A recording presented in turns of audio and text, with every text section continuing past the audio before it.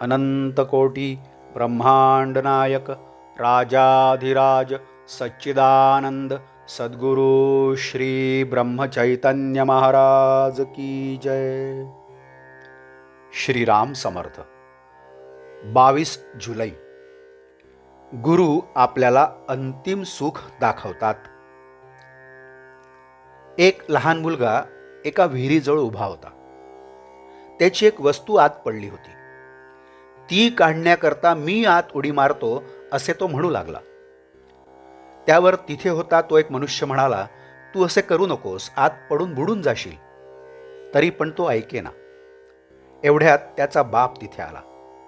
त्यानेही मुलाला पुष्कळ सांगून पाहिले, पण तो ऐकेना। मग त्या मुलाला बापाने धाक दाखवून आणि मार देऊन घरात नेले। आता मुलाला मारले म्हणून तुम्ही बापाला दोष द्याल का? एकुलता एक मुलगा नवस करून झालेला, त्याला जाऊ दिले असते तर काय झाले असते असे म्हणाल का? नाही ना।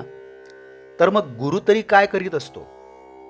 आपण विषय मागत असतो आणि ते दिले तर आपण त्यात बुडून मरू हे त्याला माहिती असते। म्हणूनच तो आपल्याला त्यातून वाचवण्यासाठी 4 गोष्टी सांगून पाहतो। आपण तेही न ऐकले तर तो आपत्ती वगैरे आणून धाक दाखवतो। आपण त्याबद्दल रडत असलो तरी तो आपल्याला त्यातून वर ओढीतच असतो। आपण तर चांगले शिकले सवरलेले, त्या मुलाप्रमाणे अज्ञान नसून चांगले वयस्कर, तरी सुद्धा आपल्याला विषयात उडी घ्यावीशी वाटते। गुरुने सांगितले लग्न करू नकोस, तर आपण लग्न कधी होईल म्हणून त्याच्या पाठीस लागत असतो। आणि शेवटी तर गुरुला समजतच नाही असे म्हणण्यापर्यंत आपली मजल जाते।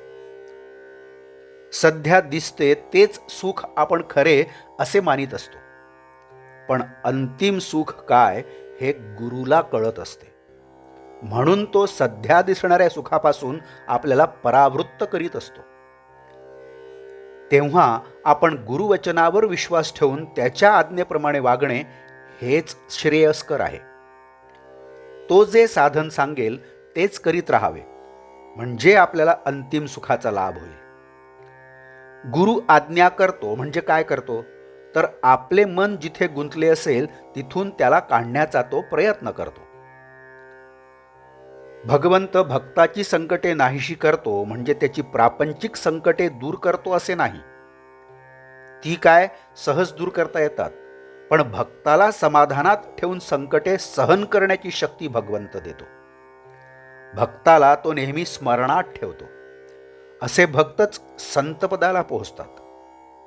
एखाद्या विद्वान माणसाची विद्वत्ता ओळखायला आपण थोडे तरी विद्वान झाले पाहिजे, त्याचप्रमाणे संत ओळखायला संतांच्या ठिकाणी असणारा गुण थोडा तरी आपल्या ठिकाणी असला पाहिजे। संतांचा मुख्य गुण म्हणजे ते भक्तीला चिकटलेले असतात।